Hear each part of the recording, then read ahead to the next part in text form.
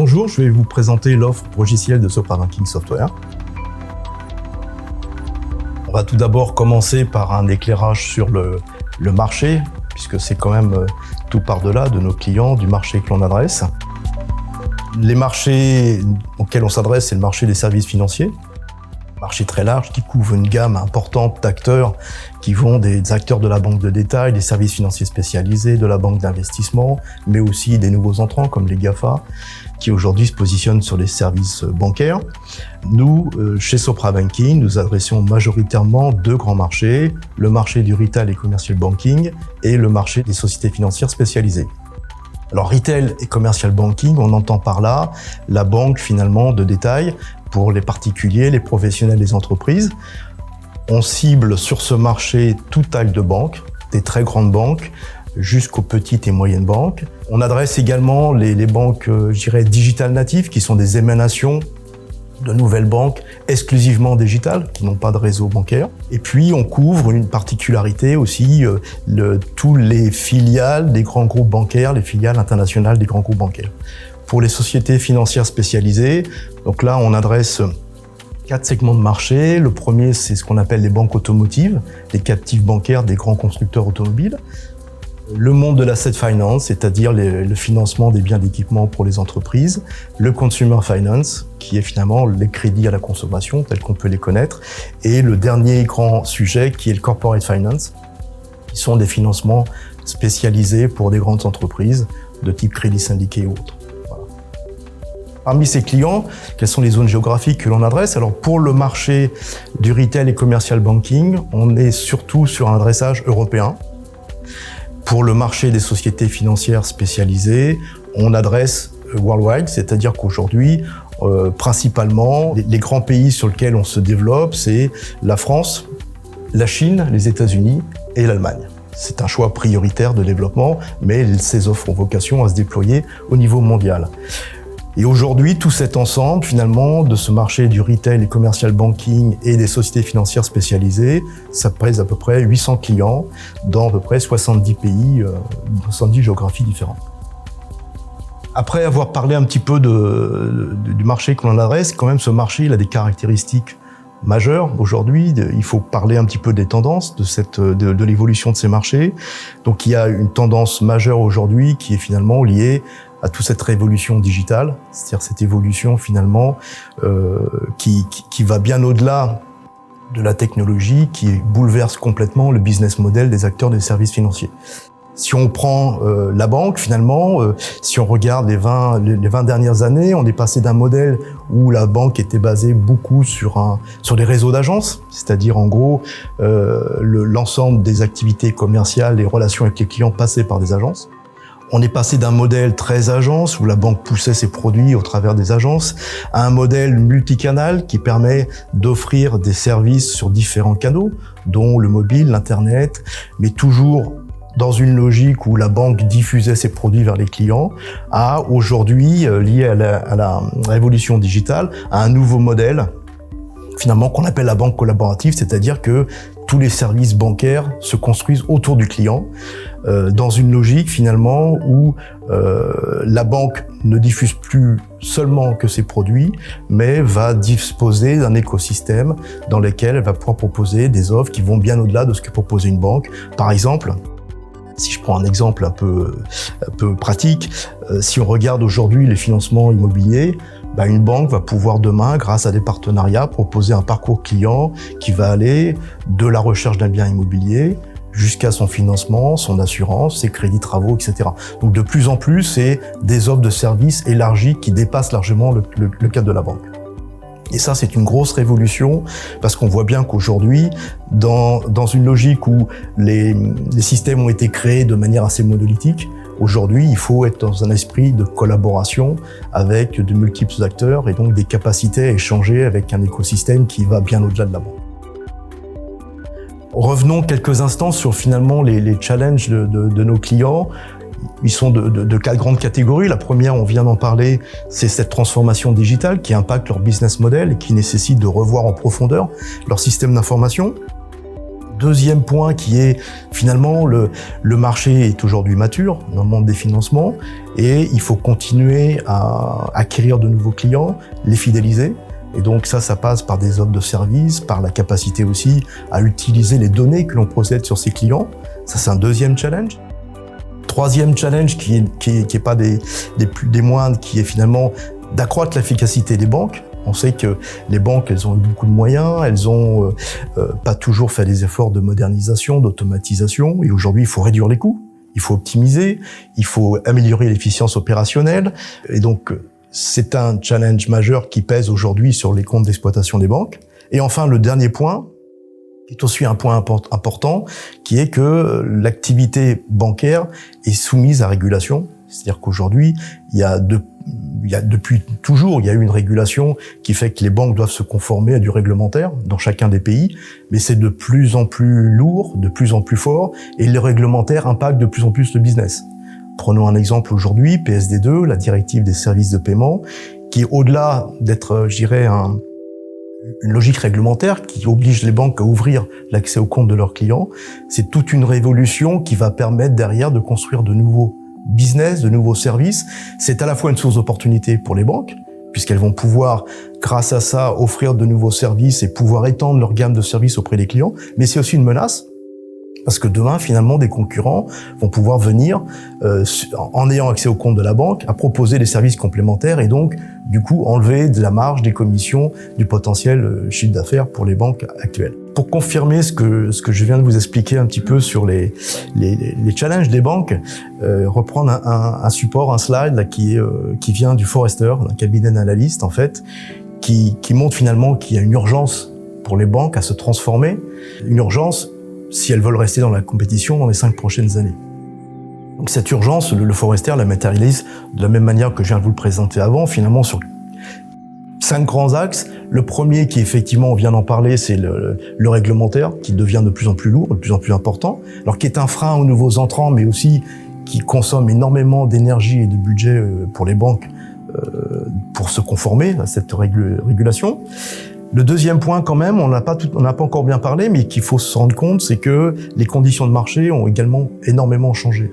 La banque, aujourd'hui, elle tire la majorité de ses revenus de commissions, de différentiels de taux d'intérêt aussi, mais de commissions, et ces commissions, elles sont de plus en plus menacées par les nouveaux entrants qui viennent proposer des services, finalement, soit gratuits, soit qui viennent se mettre sur la chaîne de valeur des paiements, par exemple, et qui viennent enlever des commissions pour les banques. Donc, elles ont finalement une réduction de leur chiffre d'affaires, de leurs revenus.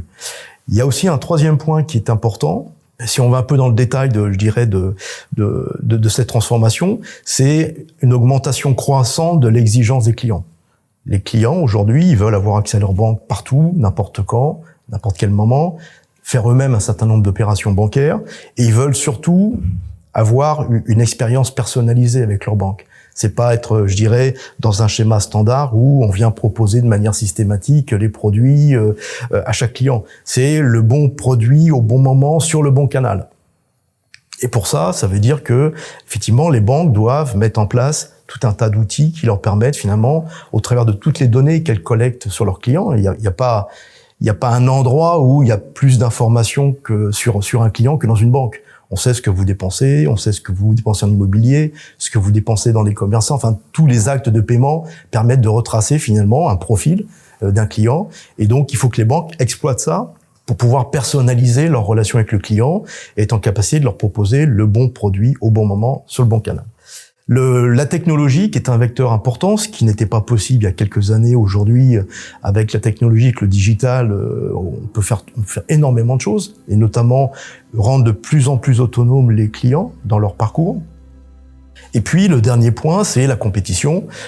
Ces dernières années, on a vu émerger tout un tas de nouveaux acteurs, alors qui sont souvent positionnés sur des niches, pas forcément sur l'ensemble des activités bancaires, mais finalement qui se développent dans le monde des paiements, dans le monde du crédit, et qui viennent finalement petit à petit manger une partie de l'activité de ces banques. Et là, les banques, il y a deux réactions. Soit elles développent elles-mêmes des services concurrents, ce qui est très difficile, parce que la caractéristique de ces nouveaux entrants, ils sont très agiles.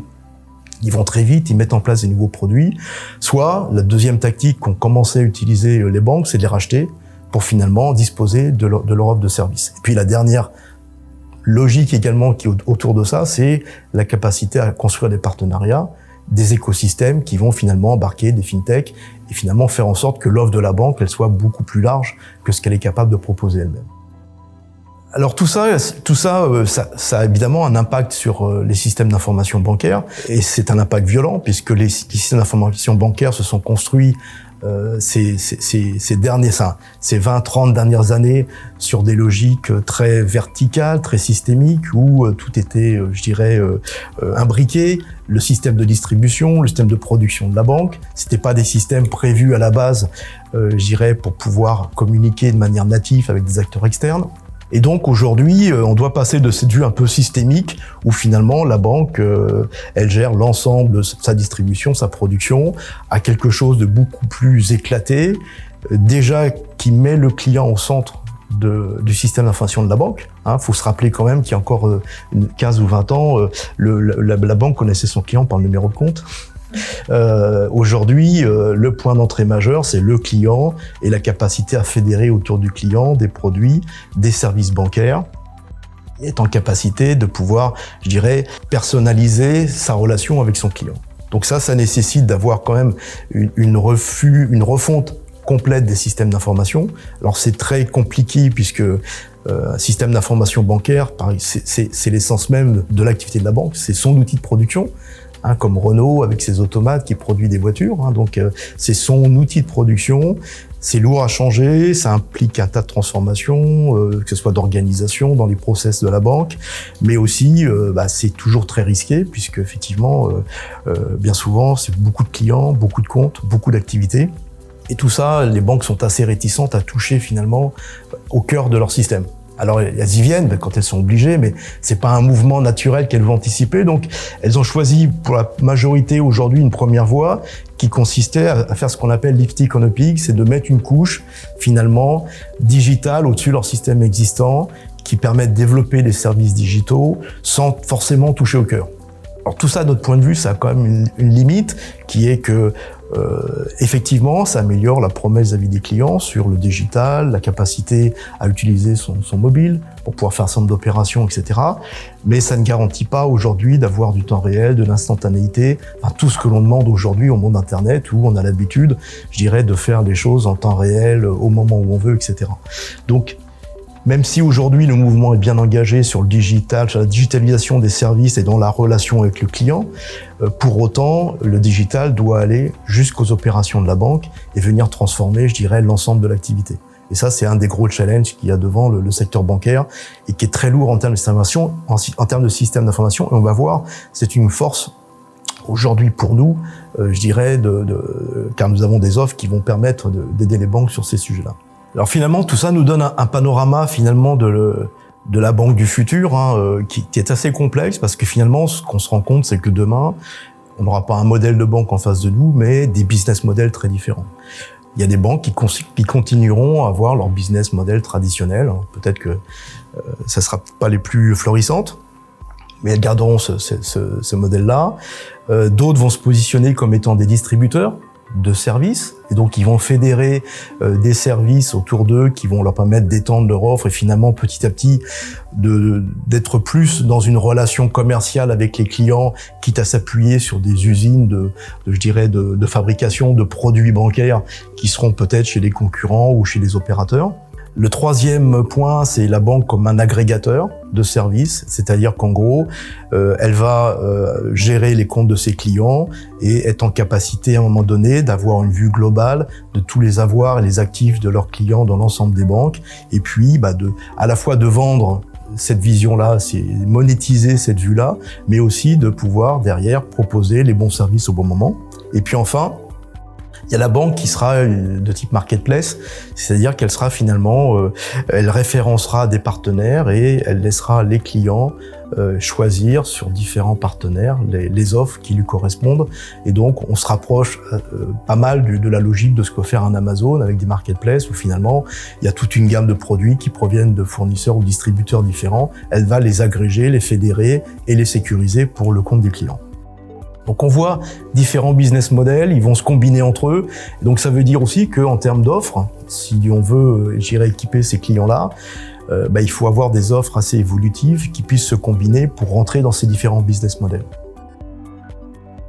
J'en arrive à notre offre produit. On a vu le marché qu'on adressait, on a vu les géographies qu'on ciblait, on a vu finalement les challenges des banques, les grandes tendances, l'évolution des business models. Finalement, comment aujourd'hui se positionne l'offre de Sopra Banking par rapport à ce marché.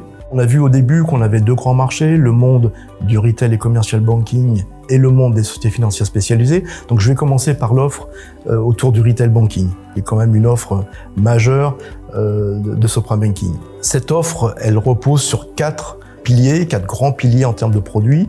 Un premier qui s'appelle la DXP, enfin notre offre produit DXP, qui est finalement une Digital Engagement Platform. On va revenir après, qui permet de faire beaucoup de choses en termes de digitalisation de services pour les clients, vers les clients. Et puis d'une offre de core banking. Alors il y en a trois aujourd'hui. On a une solution qui s'appelle Sopra Banking Platform, une solution Sopra Banking Amplitude, et très récemment, puisque nous venons de boucler en juillet l'acquisition de la société SAB, un troisième core banking qui s'appelle SAB. Voilà. Je vais revenir sur ces différents produits. Ce qu'il faut savoir, c'est qu'entre cette Digital Engagement Platform, ces trois core banking, finalement, on va adresser le marché au travers de propositions de valeur pour les clients. La première proposition de valeur qu'on va adresser auprès des clients, c'est ce qu'on appelle finalement les business domains, c'est-à-dire permettre aux banques de s'équiper, alors pas sur l'ensemble du système d'information, mais sur une chaîne métier, comme les crédits, les paiements, la tenue de compte ou le réglementaire, de pouvoir venir prendre dans ces gammes de produits, un produit ou l'ensemble de la gamme de ce domaine, pour pouvoir soit remplacer, soit rénover, soit également s'équiper, je dirais, d'une solution logicielle répondant à leurs besoins. Cette approche par domaine, on l'a par composant, donc en standalone, soit on l'a avec une solution assemblée sur l'ensemble du domaine couvrant toute la chaîne de valeur métier, sur l'ensemble de ses composants. Donc on a quatre grands domaines. On a un premier domaine autour de ce qu'on appelle le retail financing, c'est tous les financements pour la banque de détail. Donc là, on va couvrir l'ensemble de la chaîne de valeur sur tous les crédits qu'on va rencontrer, les crédits conso, l'immobilier, et puis les crédits, on va dire, aux entreprises. On va avoir un deuxième grand domaine qui est le monde des paiements, où on va couvrir à la fois le monde des paiements au sens moyen de paiement tel qu'on les connaît, mais aussi la monétique. Et là, c'est pareil, c'est une chaîne de valeur, c'est une offre, je dirais, complète, flexible, qui peut se vendre par morceaux, qui va couvrir de l'initiation des paiements jusqu'à la partie clearing, c'est-à-dire à la compensation de ces paiements. Et bien sûr, ça inclut des nouveaux moyens de paiement comme l'instant payment, qui émerge aujourd'hui en Europe et qui est un nouveau moyen de paiement qui garantit l'instantanéité d'un paiement. La gestion des comptes, c'est le cœur de la banque. Une banque, ça gère des comptes quand même. C'est le cœur de ça, avec deux parties, la partie dépôt et la partie épargne. Et donc là, on a une gamme de produits qui va permettre d'équiper les banques sur cette gestion des comptes, avec une particularité quand même majeure, c'est qu'aujourd'hui, on gère les comptes en temps réel. Ce qui n'est pas le cas de pas mal de banques aujourd'hui, c'est-à-dire qu'on sait aujourd'hui imputer en temps réel les comptes de la banque. Et puis dernière gamme, on va dire au niveau des business domains, la gamme Enterprise Management, où là, on va amener des solutions réglementaires qui vont permettre, je dirais, d'accompagner les banques dans cette, je dirais, cette approche réglementaire. On l'a vu tout à l'heure que c'était quand même quelque chose d'extrêmement coûteux pour les banques. Donc elles recherchent à externaliser au maximum.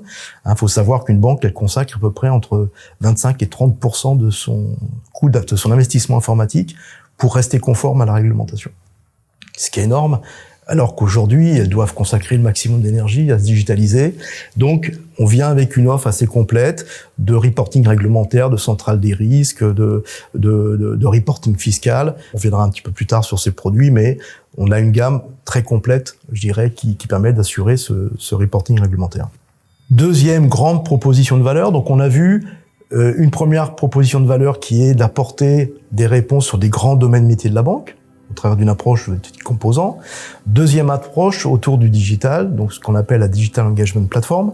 Finalement, c'est une offre qui combine à la fois tout un socle technologique qui permet de supporter toute la digitalisation des services bancaires que la banque va proposer à ses clients.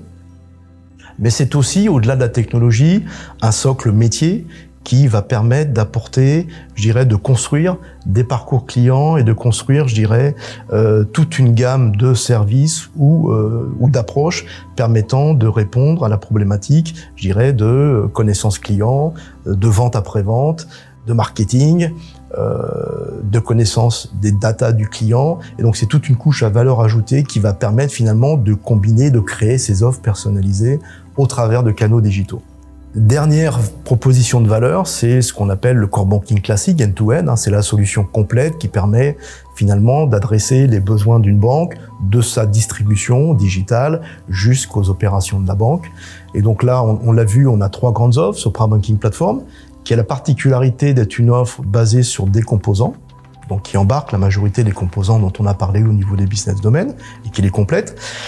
Mais elle est construite sur des composants que l'on assemble et donc elle est à la fois garante d'une extrême flexibilité qui permet de composer un peu à la carte finalement le système d'information de la banque. Et elle permet également d'adresser, à la fois des besoins de transformation digitale des grandes banques. C'est cette offre-là qu'on a utilisée pour rénover l'informatique de la Banque Postale, son système d'information. Donc c'est quelque chose qui est robuste et qui permet de traiter les gros volumes. Mais c'est aussi une offre qui sert également à transformer des banques plus petites, moyennes, telles que les banques Sparda, que l'on vient de signer il y a maintenant quelques temps, et qui vont équiper cette banque, qui vont regrouper, se mutualiser autour d'un système d'information et qui vont utiliser des plateformes pour gérer finalement l'ensemble de leurs dispositifs bancaires. Deuxième offre, Sopra Banking Amplitude. Donc là, c'est une offre intégrée. Alors, par rapport à l'offre assemblée, on voit que l'offre assemblée, c'est des composants qu'on assemble, c'est plus une logique à la carte. C'est ouvert, c'est interopérable, c'est flexible. Quand on est dans un monde intégré, ça veut dire qu'on est dans une logique où on est moins flexible, c'est-à-dire qu'on fournit du front au back une solution complète, intégrée. Alors, bien évidemment, c'est la garantie d'avoir un TCO extrêmement faible, puisque tout étant intégré, on a des mécanismes très rapides qui permettent de mettre en place ces solutions, de les déployer de manière très facile, et elles ont également un TCO qui est extrêmement compétitif en termes de run au niveau de la banque. Et là, on est plutôt dans le monde des banques petites et moyennes, et Amplitude, sa zone de prédilection, c'est la zone Middle East Africa, où il y a à peu près aujourd'hui plus de 200 clients qui sont équipés de ces solutions. Elles sont extrêmement compétitives en termes de coûts.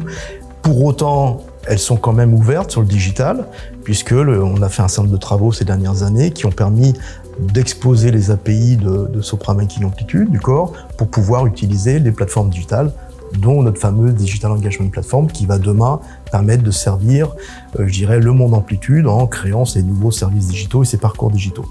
Et enfin, la troisième offre de Core Banking, qui est récente, on en a parlé tout à l'heure, qui est liée à l'acquisition de SAB, qui est également une offre intégrée, de Core Banking, plutôt sur les petites moyennes banques, mais là qui a la particularité d'être principalement implantée en France, et donc il y a un parc, de clients assez important sur le marché français.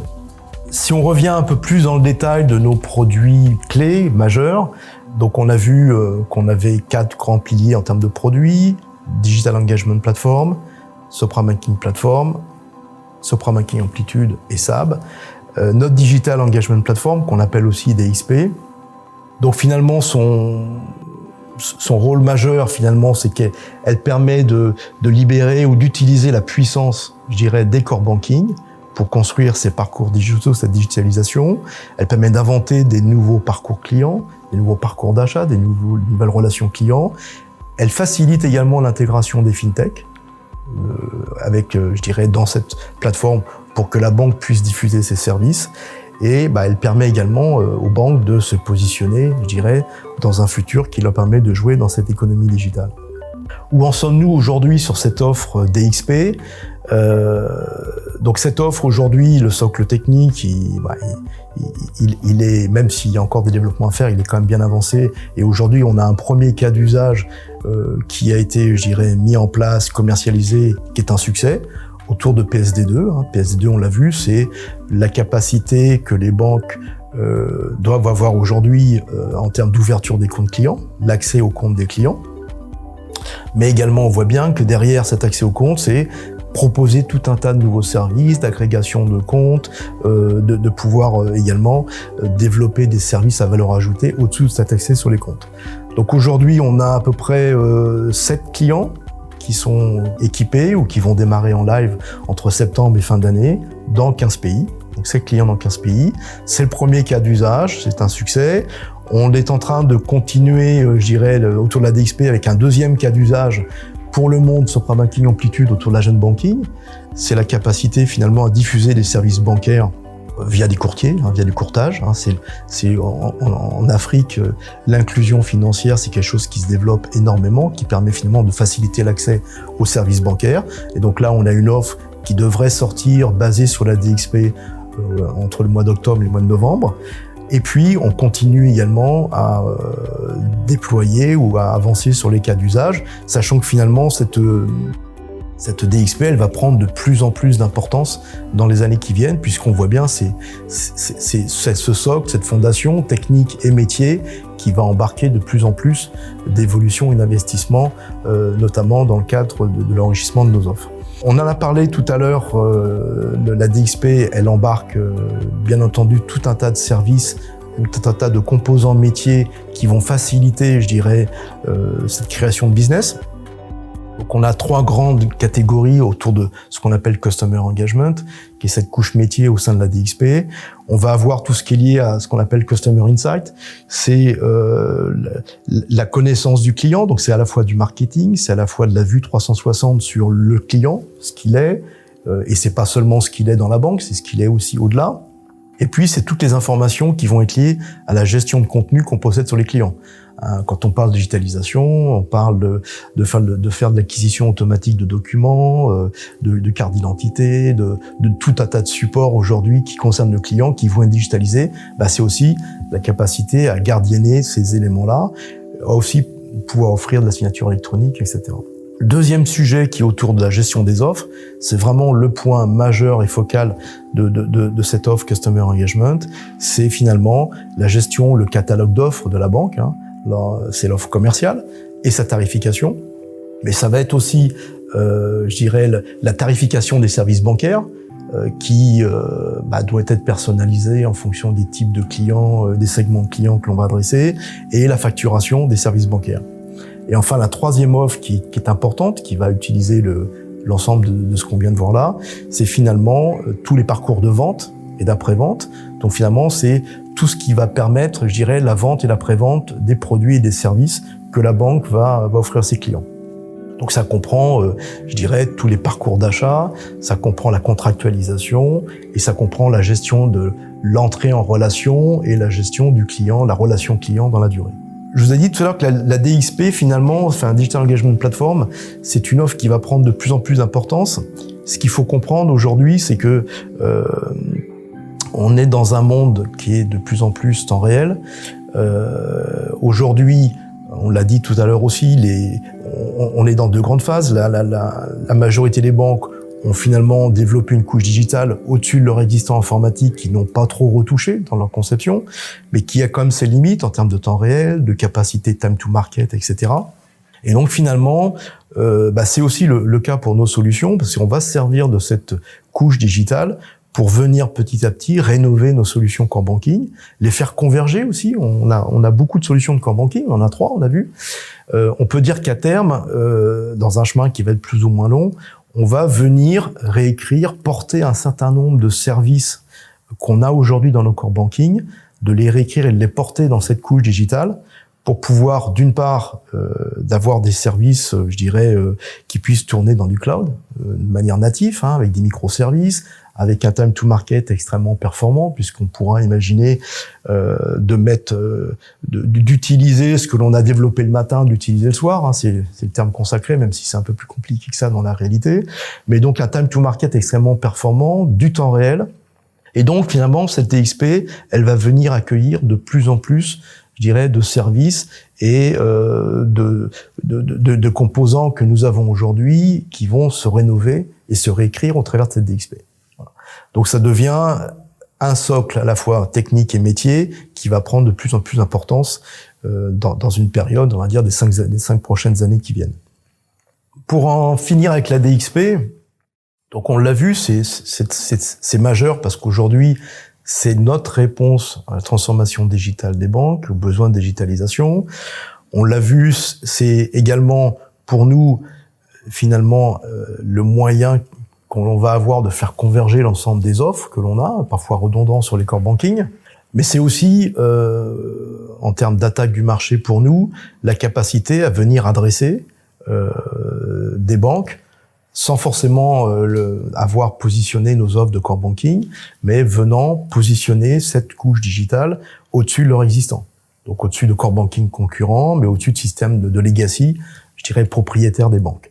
Et donc, il faut voir cette DXP comme étant finalement à la fois notre offre, je dirais, front-end pour nos solutions core banking, mais aussi une offre permettant de venir proposer au marché, sur n'importe quel système legacy, de venir construire ces services digitaux. Dès lors, bien sûr, que ces systèmes auront les capacités à proposer les API qui vont bien pour pouvoir, je dirais, utiliser ces services digitaux. Et dans cette approche-là, on voit bien aujourd'hui, on a commencé, alors PSD2, c'en est l'illustration. On vend aujourd'hui via la DXP les services PSD2 à des banques qui ne sont pas toutes équipées de solutions bancaires de Sopra Banking, mais à des banques qui ont d'autres systèmes legacy. Demain, l'agent banking, on peut imaginer, c'est la même chose. Ce n'est pas que destiné au monde Amplitude, même si ça sert prioritairement la base installée d'Amplitude, les 200 clients. Ça sert aussi d'autres clients qui sont équipés d'autres solutions. Ça servira aussi à des banques qui ne veulent pas forcément investir lourdement dans ces travaux digitaux. C'est extrêmement coûteux, ça demande des compétences extrêmement lourdes, mais de bénéficier de solutions permettant de faire l'onboarding de clients, l'ouverture de compte digital, de permettre de faire de la relation client, de permettre tout un tas de services finalement qui vont accélérer leur digitalisation. On voit que c'est une offre majeure avec finalement des capacités pour faire évoluer nos propres solutions, mais aussi attaquer le marché, je dirais, en mode standalone. Deuxième produit clé majeur, c'est Sopra Banking Platform. Donc on l'a vu tout à l'heure, Sopra Banking Platform, c'est à la fois une gamme de composants, mais c'est aussi capacité à assembler ces composants au travers d'une architecture qui permet de faire causer ensemble ces composants, de les assembler et de former des process métiers de bout en bout. Donc c'est une offre basée sur des composants, on l'a dit, elle est flexible, elle est agile, elle permet d'assurer une transformation finalement des core banking de nos clients, de legacy existants par étapes. Parce qu'on peut commencer par les crédits, puis les paiements, puis la tenue de compte. Donc ça évite cet effet Big Bang des core banking où les clients avaient le choix finalement entre ne rien faire ou faire un Big Bang complet de la banque. C'est-à-dire en gros de dire je migre tout sur un autre système. Ce qui est extrêmement dangereux, compliqué, et peu de banques d'ailleurs ont réussi dans ce modèle-là. C'est basé sur des business domains, donc ça on l'a vu, ça embarque des capacités d'analytique, de capitaliser sur les données, puisque toutes les données qu'on a à disposition dans le corps, aujourd'hui, elles permettent, je dirais, on est capable de les utiliser pour améliorer la connaissance client par exemple. Et puis, l'intérêt de cette offre, c'est qu'elle est finalement en capacité de pouvoir proposer finalement des modèles très différents. Ça va d'un modèle où on va proposer un best of breed sur un domaine, par exemple les crédits, les paiements, à avoir des logiques complètes de domaine qui peuvent aller jusqu'à des usines. Je prends un exemple, ce que l'on a fait pour Transactis, qui est une filiale commune de la Banque Postale et de la Société Générale, où finalement on a monté une usine paiement qui utilise l'ensemble de ses composants. Et globalement, cette usine paiement est à la disposition des deux banques et elle permet de traiter l'ensemble des moyens de paiement de ces banques. Et on est dans une logique là de plus en plus où on est dans des logiques d'opérateurs qui vont opérer un service pour plusieurs banques. Et enfin, ça peut aller jusqu'à fournir des solutions end-to-end de type Sparda par exemple, où on va équiper la banque de sa couche de distribution, sa couche, je dirais, d'opération bancaire. Donc c'est son gros intérêt, cette capacité finalement à servir des modèles ou des logiques différentes, des réponses différentes à des besoins bancaires. Tout ça, c'est servi bien entendu par une technologie qui est sous-entendue. On a parlé d'architecture. Bien sûr, on est dans des architectures de type API First, c'est-à-dire que tous ces composants sont urbanisés, ils disposent d'API qui permettent de venir se connecter ou s'interfacer avec leur écosystème. Tous ces composants sont fédérés par un portail qui permet d'avoir une vue homogène et unique, je dirais, pour l'utilisateur de ces composants. Bien sûr, on publie les API pour pouvoir se connecter aux canaux de la banque, alors soit aux canaux qu'on va proposer nous ou ceux de la banque. Et puis derrière tout ça, c'est préassemblé, préconfiguré, et cela permet effectivement d'avoir finalement une logique complète de processus bancaires qui peuvent s'exécuter de bout en bout, même si ça passe par des composants différents et dans certains cas hétérogènes. Donc c'est quelque chose d'extrêmement puissant et qui répond bien aux besoins, on a vu, de transformation de l'industrie bancaire, et ce besoin d'hétérogénéité qui est de plus en plus important, puisqu'aujourd'hui, les banques, elles s'équipent, je dirais, plus forcément que d'une solution, mais d'un tas de solutions qu'elles vont aller chercher sur le marché, voire qu'elles vont assembler avec des fintechs. Donc c'est une bonne réponse à cette logique-là. On a parlé tout à l'heure de nos offres, on va dire, dans le monde des composants, dans le monde des crédits. Je voulais juste revenir un petit peu sur finalement la couverture de cette offre pour le monde du crédit. Donc on l'a dit, on couvre les crédits à la consommation, on couvre les crédits immobiliers, on couvre les crédits pour les entreprises, la ligne de crédit, tous les financements classiques pour les entreprises, et puis quelques financements de type niche, comme le trade finance, qui est le financement finalement du commerce international. Donc c'est chose assez particulière. La microfinance également, et la finance islamique, puisque dans certaines régions que l'on couvre, il y a des produits particuliers sur ce domaine-là. On couvre sur le monde des crédits trois grandes étapes en fait dans le monde du crédit. L'origination, c'est-à-dire c'est l'instruction du crédit, c'est toute la phase qu'on peut connaître, de la phase commerciale et administrative. Le servicing, c'est la gestion du crédit de manière courante, les intérêts, etc., les tombées d'échéance.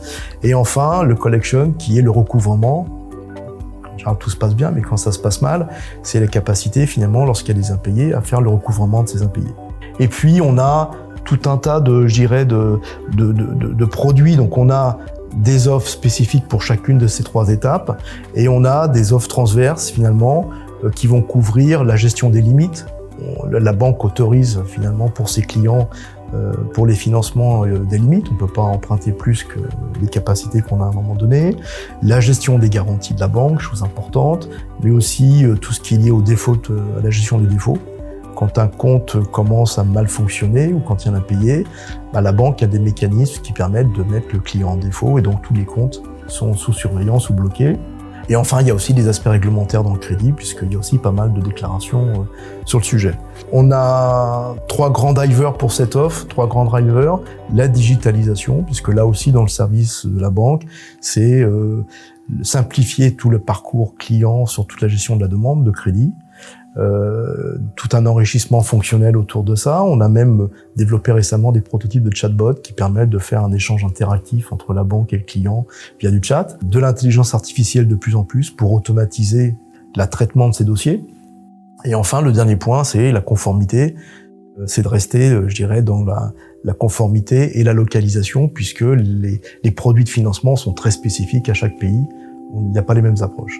Sur le monde des paiements, donc là on l'a vu, on couvre la gamme complète des paiements, on va dire, et de la monétique. Donc là, sur les paiements, on va avoir toute une couche qui va permettre, le point central, c'est le moteur de gestion des paiements, ce qui permet d'exécuter les paiements, en fait, c'est ce qu'on appelle le payment engine. On va avoir toute une gamme d'offres autour des échanges, notamment pour les entreprises, des échanges entre la banque et les entreprises autour des paiements. On va avoir tout un tas de reporting, de gestion de données également, on va dire de data warehouse qui permet de faire du suivi des statistiques autour des paiements. Et puis, côté monétique, on va avoir une offre assez complète aussi qui va de la gestion des GAB-DAB, des distributeurs de billets, des automates bancaires, à la gestion de la carte côté commerçant, l'acquisition des flux, l'enregistrement des commerçants, mais aussi les porteurs cartes, c'est-à-dire c'est ce que nous, en tant que particuliers, nous faisons quand on est dans la banque et nous souscrivons un contrat pour avoir une carte bancaire. Et puis on a, donc ça c'est les offres, je dirais, de base, et puis on a des offres plus thématiques qui sont aujourd'hui pas mal de succès aussi, l'instant payment, qui permet aujourd'hui d'assurer un paiement quasi instantané entre un client et un fournisseur. Chose qui se développe de plus en plus. On parle d'un monde digital, temps réel. Les paiements, il faut aussi que ce soit temps réel. Avant, ça mettait 3-4 jours parfois avant d'arriver sur le compte. Maintenant, c'est dans aller dans les 10-15 secondes maximum. Bon, ça commence, ça va se déployer. On a parlé de PSD2. On a aussi tout un tas de nouveaux services digitaux. Je sais pas si, aujourd'hui, la capacité à régler son plafond de retrait de carte sur son mobile, aujourd'hui, tous ces types d'applications qui permettent de piloter ces moyens de paiement, c'est aussi des choses que nous faisons, sur lesquelles nous avons des offres spécialisées. Et puis, nous avons aussi des offres sur toute la gestion des litiges, puisque qui dit moyen de paiement dit litige entre, je dirais, le destinataire et l'émetteur. Voilà. Donc ça, c'est une gamme d'offres complète qu'on est capable, je dirais, d'adresser soit par sous-ensemble ou de manière globale. Enterprise management, on l'a vu tout à l'heure, on a parlé beaucoup de réglementaire, mais finalement, il y a six grandes offres autour de cette partie, je dirais, enterprise management. On a l'offre majeure qui est le reporting réglementaire, national, français, belge, allemand, donc qui reporte aux autorités, je dirais, nationales, mais aussi un reporting européen, puisqu'il y a des normes européennes de reporting réglementaire qui sont pilotées par la Banque Centrale Européenne. Et donc là, on a toute une gamme d'offres, sachant que c'est des offres assez riches, assez lourdes, et il faut savoir qu'on a plus de 650 clients qui utilisent ces solutions, je dirais, en Europe notamment. Deuxième typologie d'offres, on a tout ce qui concerne le reporting fiscal. C'est quelque chose qui s'est développé ces dernières années, notamment on a pas mal entendu parler des Américains avec tout ce qui est FATCA, qui est le reporting fiscal des Américains résidant en hors États-Unis. Ça permet de gérer ou d'avoir les avoirs fiscaux de ces gens-là et de pouvoir les déclarer dans leur pays d'origine. On a une offre autour de ça, on a le CRS qui est l'équivalent FATCA pour l'Europe. Et puis on a aussi, pour les pays nationaux, par exemple comme l'imprimé fiscal unique en France, qui reste aussi un sujet important. On a du reporting dans le domaine des avoirs bancaires. Vous savez que quand vous êtes dans une banque, les banques sont tenues d'assurer une sécurité sur les avoirs que vous avez au niveau des comptes. Et donc toute cette gestion réglementaire qui fait que la banque doit garantir que sur un compte, elle doit, je dirais, être en capacité de rembourser ses clients en cas de défaillance à hauteur d'un certain montant. Donc ça, c'est des choses que nous gérons. On gère aussi les risques. On parle beaucoup de BAL 3. C'est tout ce qui permet, je dirais, d'assurer finalement un bon équilibre de la banque entre ses actifs et ses ressources. Et donc, on a toute une offre autour de ça. On a une offre également qui se développe très fortement autour de ce qu'on appelle la centrale des risques. C'est tous les avoirs qui sont liés au risque de crédit. Ça permet de déclarer finalement l'ensemble des crédits des clients et de les globaliser, d'en avoir une vue globale. Ça s'appelle Anacrédit. Donc c'est un projet européen. Donc on a une offre qui s'est construite ces dernières années, qui a rencontré un certain succès. Elle a son pendant sur le monde des titres également, puisque on a la même logique. Et enfin, dans le domaine de l'enterprise management, on a également, je dirais, une offre autour du risque de contrepartie. Donc c'est AnaDefi, qui permet notamment, lors des demandes de financement dans le monde des entreprises, d'avoir une évaluation, une notation financière des entreprises avant de gérer les engagements. Voilà, donc une gamme très complète, c'est plus de 650 clients, c'est pas mal déployé en Europe, et c'est une offre intéressante parce qu'elle permet de se positionner chez les nouveaux clients. C'est une offre d'appel aussi chez les nouveaux clients. C'est une offre qui s'est diversifiée également, qui est disponible en partie on-premise, c'est-à-dire en vente de licence, mais aussi en managed reporting, où on assure pour le compte du client une gestion complète, je dirais, de ce sujet-là. Je voulais revenir maintenant, on a vu les grandes offres, on a passé les grandes offres, notamment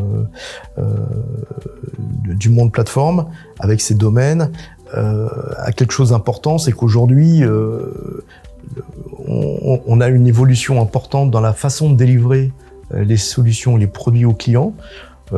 Historiquement, la majorité de nos clients, nous étions dans un mode de delivery, ce qu'on appelle on-premise, c'est-à-dire qu'on vendait une licence avec une maintenance qui était attachée autour du produit. Et donc, on a eu une implémentation chez le client sur ces machines. Tout ça a beaucoup évolué ces dernières années.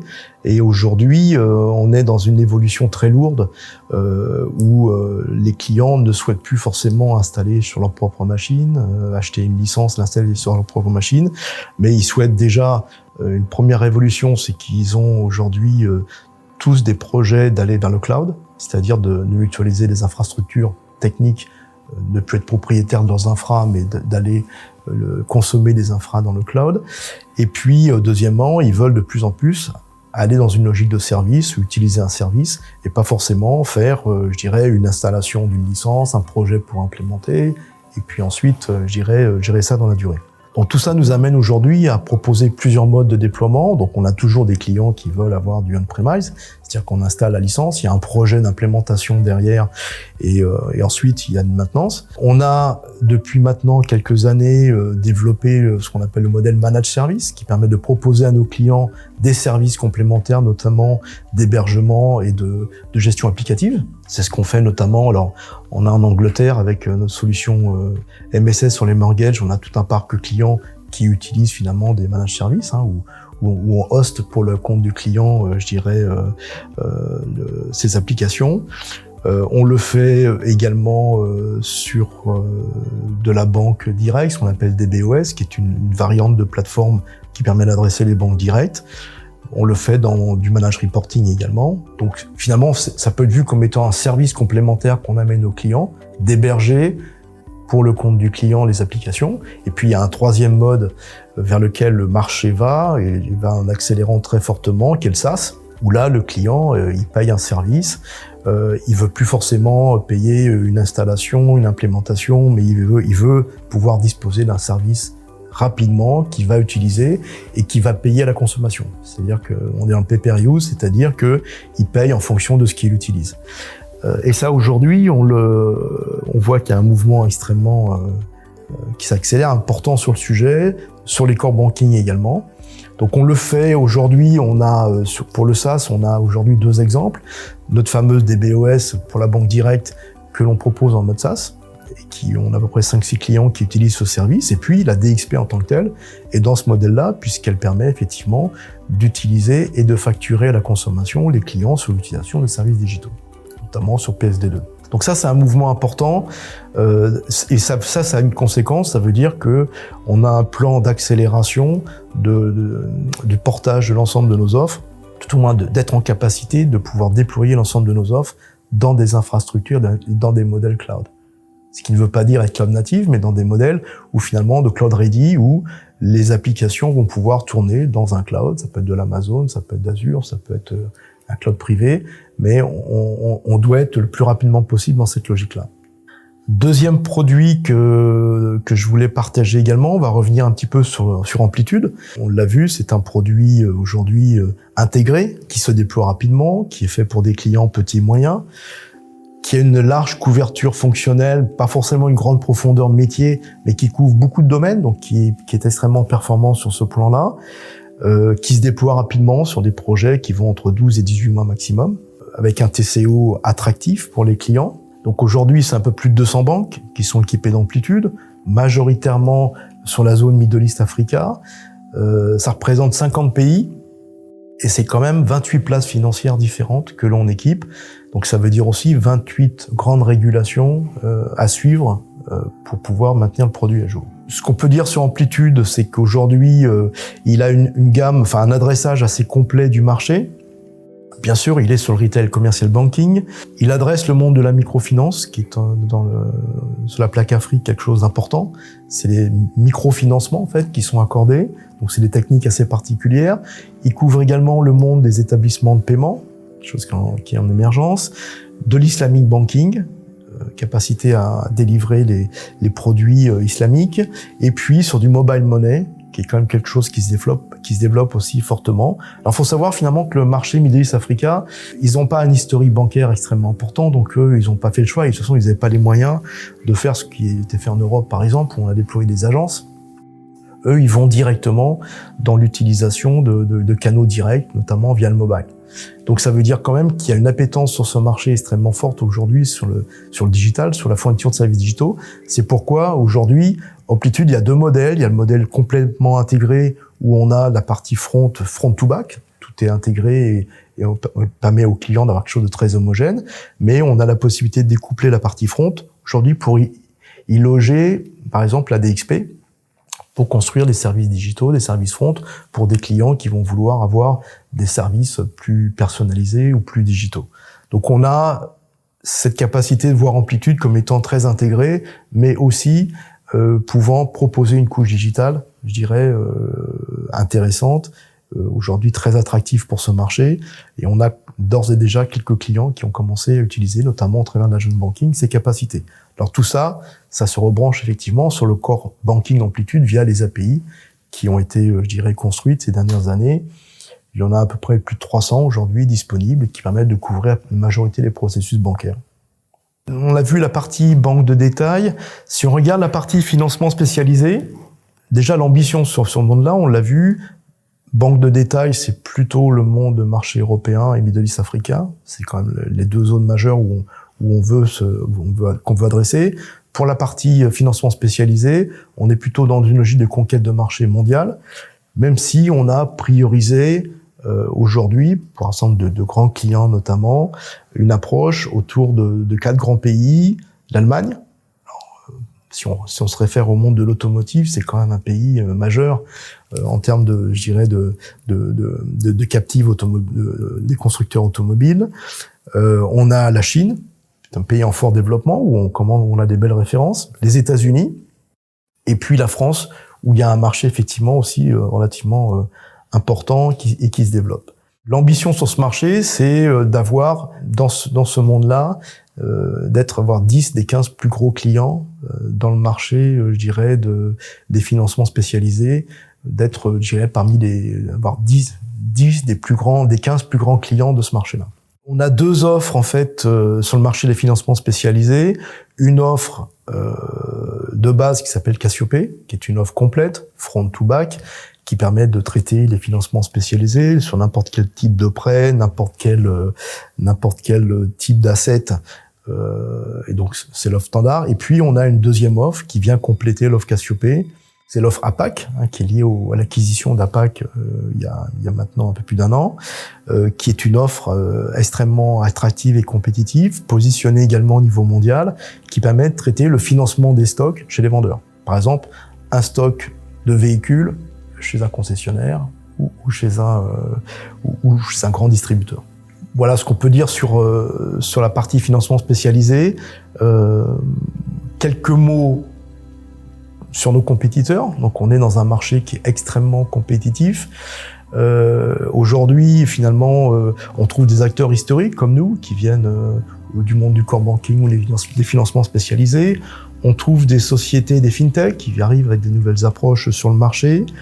On se trouve avec des concurrents qui sont des solutions full digital, c'est-à-dire qui ont été construites et rénovées, ou reconstruites sur une base complètement digital native. Et donc on est dans un marché extrêmement compétitif où finalement chacun fait un peu valoir ses armes en fonction des géographies, en fonction de ses bases installées, des parcs clients. Sur le monde des core banking, on a des grands concurrents, Temenos, qui est quand même le concurrent majeur, qui a pris une longueur d'avance en termes de déploiement, en termes de géographie notamment. Il est présent un peu partout dans le monde. Mais on a aussi des gens comme des Indiens, comme Infosys avec Edgeverve. On a des gens comme Finastra, qui sont des gens extrêmement aussi dangereux.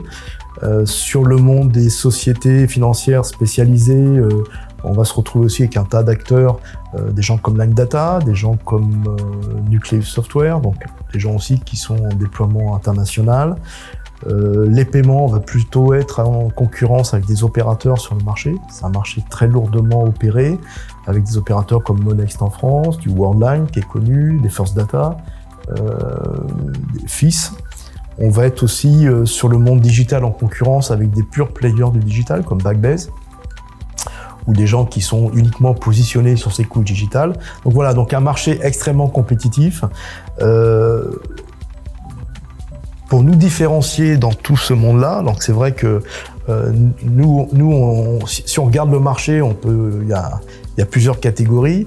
Il y a les innovants, c'est-à-dire ceux qui partent de la feuille blanche et qui ont construit une offre sur la base de nouveaux concepts et qui ont, je dirais, construit, avec les dernières technologies et l'état d'art leurs solutions, mais qui sont beaucoup moins complets et moins riches, mais qui sont souvent sur une niche. et très full digital. Et puis on a des gens comme pas mal de nos concurrents, qui sont des gens historiques du monde des solutions bancaires, qu'on peut voir comme des rénovateurs, et qui eux sont en train de faire évoluer leurs offres, qui sont en train de les rénover pour les amener à l'état de l'art digital.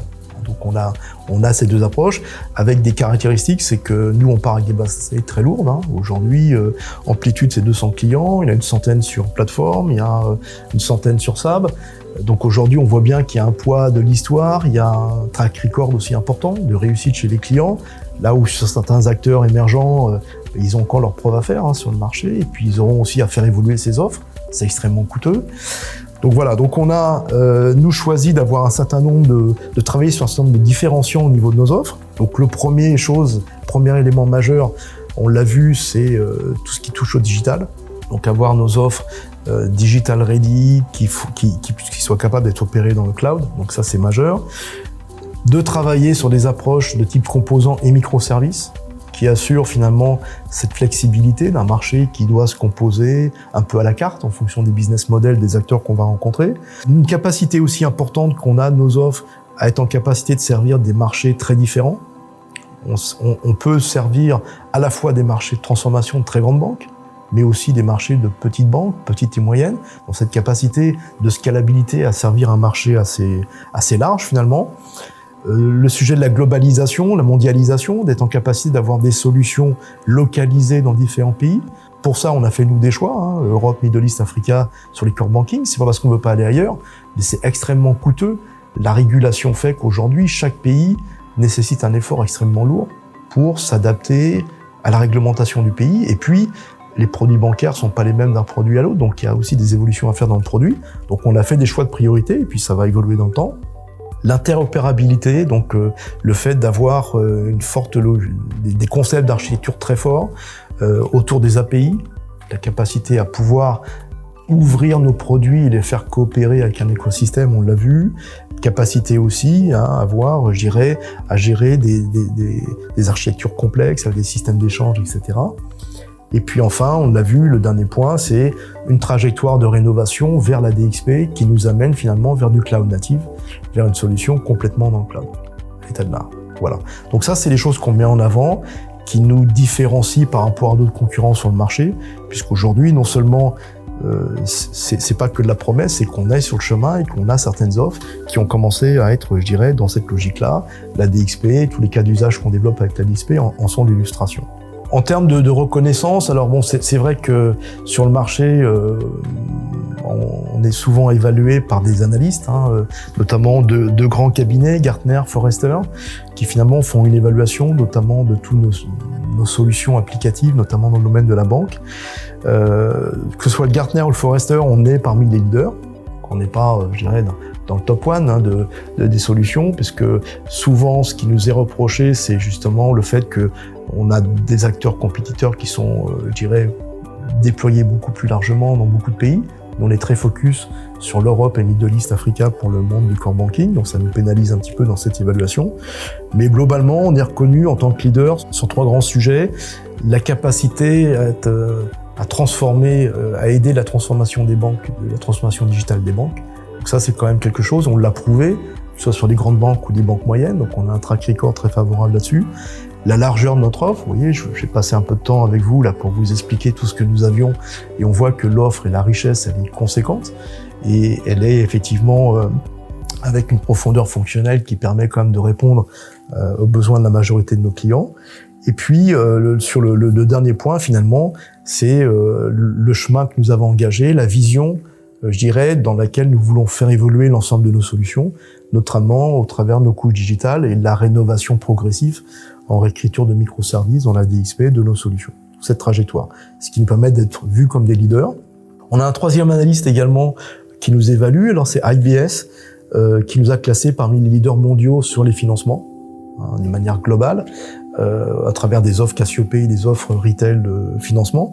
Il y a peu d'acteurs qui ont l'équivalent de notre offre et de notre parc client j'irais donc en une position mondiale sur le sujet. Et puis le deuxième, c'est plutôt européen sur le core banking. On a été classé en 2018 numéro 1 sur les solutions de core banking en Europe au travers de notre offre Sopra Banking Platform. Voilà. Donc on est plutôt reconnu. Alors c'est vrai que ça bouge, tout le monde évolue, les concurrents bougent pas mal aussi, mais tout ça, ça nous sert bien évidemment de carte de visite auprès des clients, des prospects, dès lors que effectivement on doit attaquer de nouveaux clients. C'est important d'être référencé, d'être plutôt bien coté parmi les analystes. Je pense qu'on a fait un tour assez large. Voilà, bien reconnaître finalement en synthèse que finalement on a ces deux grands marchés qu'on adresse, la banque de détail et le monde des services financiers spécialisés, et une gamme d'offres assez cohérente finalement qui permet de répondre à des logiques, que ce soit géographiques, de territoire ou de type d'offres, permettant finalement de répondre à la majorité des besoins de nos clients. Et on se prépare également à pouvoir, je dirais, répondre à toute cette évolution des business models, sachant que difficile de savoir ce que sera la banque, je dirais, dans 5 ans.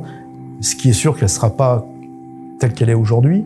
Elle sera dans des business models très différents, très variés, et on se prépare effectivement à s'adapter, à être en capacité de se configurer de manière assez pragmatique à répondre à ces différents business models. Voilà. Merci de votre attention.